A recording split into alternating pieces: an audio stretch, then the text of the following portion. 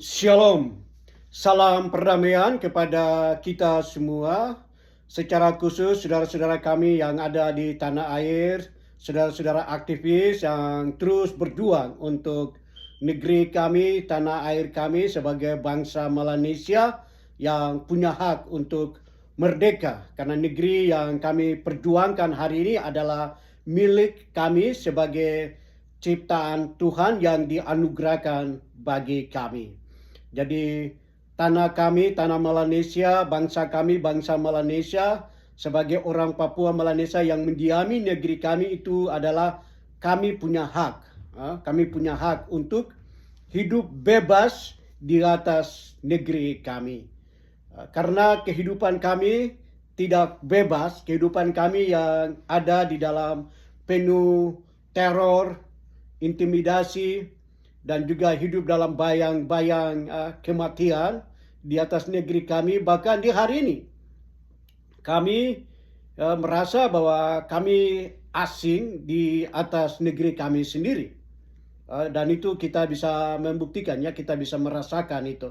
Saudara-saudara yang ada di tanah air, saudara-saudara tentu merasakan itu.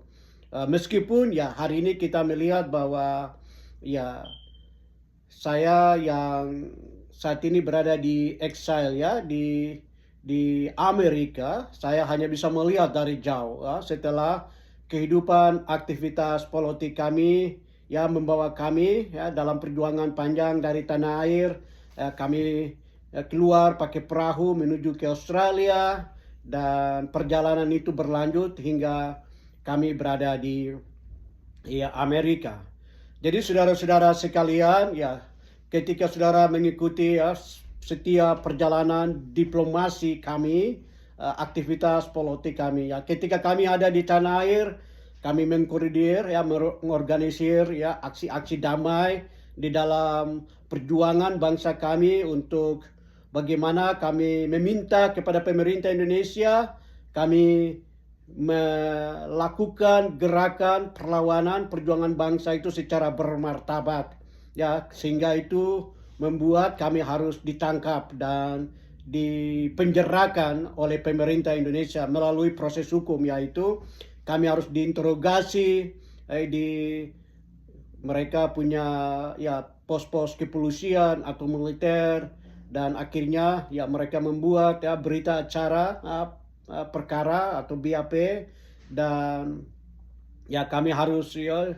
mempertanggungjawabkan apa yang kami lakukan, apa yang kami perjuangkan di mata rakyat di meja peradilan Indonesia. Dan hal itu yang kami belajar dari seorang yang negarawan bangsa kita, Dr. Tom Wainggai. Jadi pada bulan Maret ya, di hari ini ya, minggu awal di bulan Maret tahun 2025, ya, selalu ya ketika kita masuk di minggu-minggu awal atau sebelum tanggal 12 Maret itu hari-hari yang dimana mengingatkan saya, meskipun ya tahun-tahun yang telah kita lewati ya di dalam perjuangan panjang itu, kematian Bapak Tom Wainggai yang dimana pemerintah Indonesia membunuh negarawan bangsa kita, ya, pemimpin bangsa kita, intelektual bangsa kita, sang proklamator ya, Dr. Tom Wainggai, itu dibunuh tanggal 12 Maret ya, ketika beliau dipindahkan dari LP Abepura, dipindahkan dari rumah tahanan militer Waena, RTM Waena, dan pemerintah Indonesia harus mengeksekusi Dr. Tom Wainggai dengan sejumlah mantan tahanan politik perjuangan Papua Merdeka atau bangsa Melanesia yang ingin merdeka di saat itu, sehingga mereka harus dipindahkan ke Jakarta. Dr. Tom yang harus ya mendiami LP Cipinang, Jakarta, dan tahanan-tahanan politik lainnya mereka harus hidup di ya Kalisoso seperti Bapak Septinus ya Paiki, Edison Waromi, dan juga Jacob Rombiak, dan juga saudara-saudara kami yang lainnya.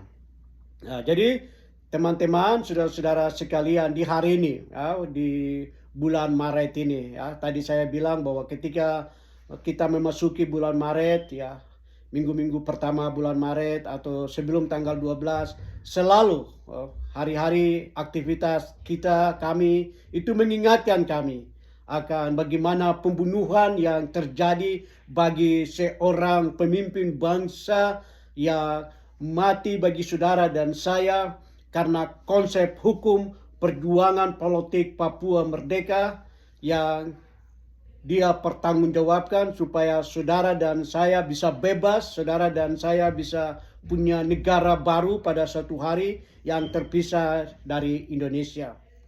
Ya, kita menyadari ya, walaupun Dr. Tom Wainggai dibunuh oleh pemerintah Indonesia ya tanggal 12 Maret 1996 setelah menjalani ya 8 tahun di penjara dan dibunuh dari sisa masa tahanan yang diberikan oleh pemerintah Indonesia, hukuman itu 20 tahun. Namun hanya menjalani 8 tahun terus dibunuh. Ya, itu dibunuh juga karena kita melihat bahwa ada tekanan internasional kepada pemerintah Indonesia daripada membiarkan Dr. Tom Wainggai adalah negarawan bangsa orang Papua punya pemimpin, adalah negarawan bangsa kita orang Papua itu hidup, maka nanti orang Papua bisa merdeka cepat.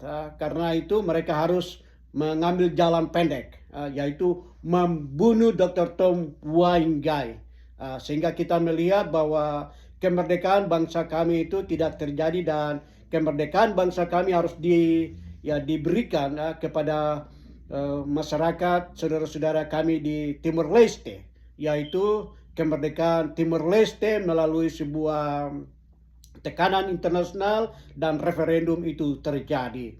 Jadi setelah Dr. Tom Wainggai meninggal pada tahun 1996 dan penyalian bagaimana perhatian internasional bagi kami orang Papua Melanesia, perjuangan bangsa kami itu diarahkan kepada saudara-saudara kami di Timor Leste. Jadi kalau kita melihat di mana ya kalau saudara bertemu dengan Bapak presiden atau pemimpin revolusioner dari Timor Leste, Timur Bapak Sanana Gusmao, tentu beliau akan menceritakan pengalamannya, bagaimana perjumpaannya dengan Bapak Tom Wainggai ketika mereka ada di dalam LP Cipinang bersama-sama. Tentunya ada hal yang bersifat strategis yang Sanana Gusmao ingat dari kehidupan seorang Dr. Tom Wainggai.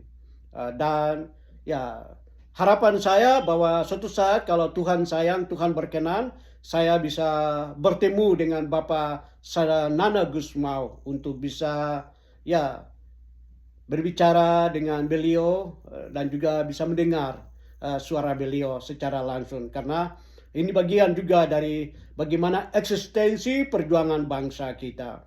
Jadi pada hari ini melalui video message saya di hari ini bahwa pada tanggal 12 Maret nanti kita akan sama-sama diingatkan dengan kematian Dr. Tom Wainggai yang adalah sang proklamator negarawan bangsa kita yang memproklamasikan bangsa kita sebagai bangsa Melanesia yang terpisah dari bangsa Indonesia. Kita sebagai orang Papua Melanesia, kita punya hak untuk merdeka di atas negeri kami, di tanah air kami yang Tuhan anugerahkan bagi kami.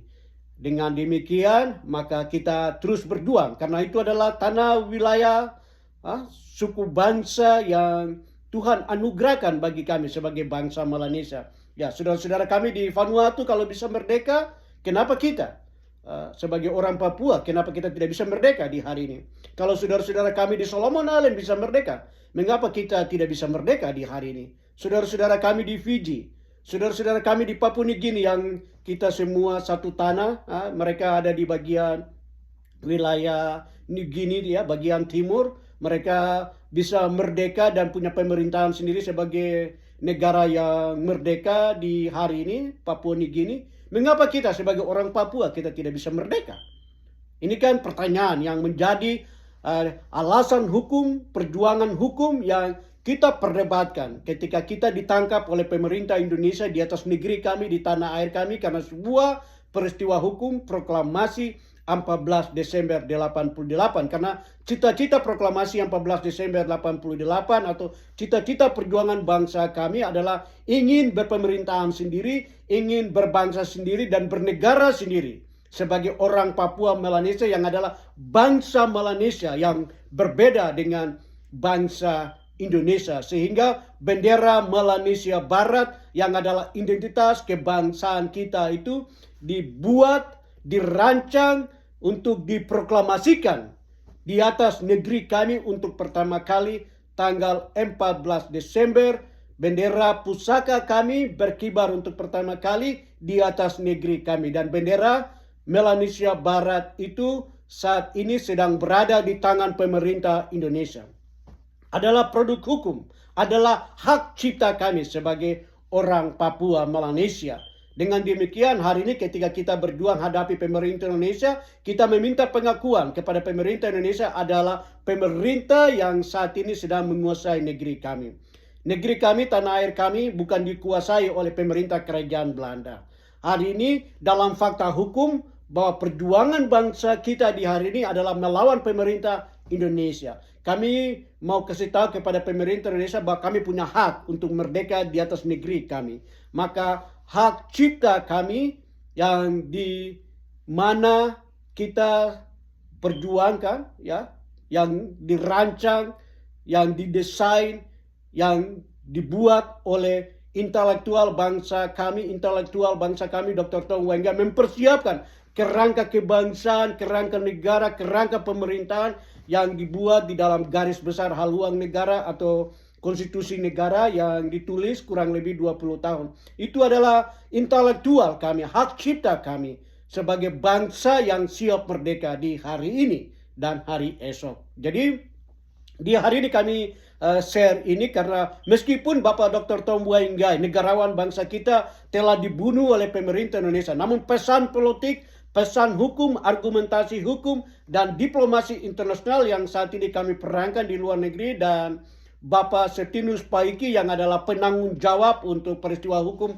proklamasi 14 Desember 88 di dalam negeri, berjuang bersama dengan saudara-saudara di dalam negeri. Kita akan sama-sama terus berbicara kepada pemerintah Indonesia secara bermartabat bahwa pengakuan hak kebangsaan kami sebagai orang Papua Melanesia itu sudah harus diberikan.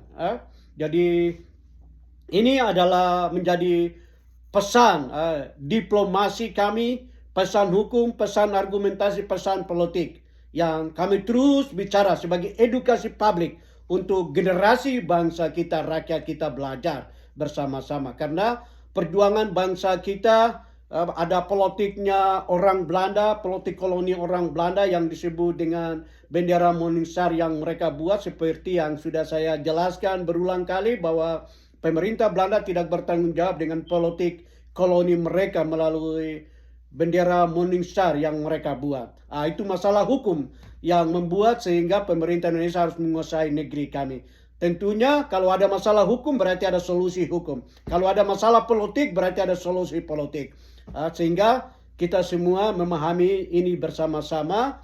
Karena ini juga bagian dari argumentasi hukum ketika Dr. Tong Wenggai, negarawan bangsa kita, sang proklamator bangsa kita, negara baru yang terpisah dari Indonesia itu mempertanggungjawabkan dua bendera, bendera Morningstar dan bendera Melanesia Barat di mata pemerintah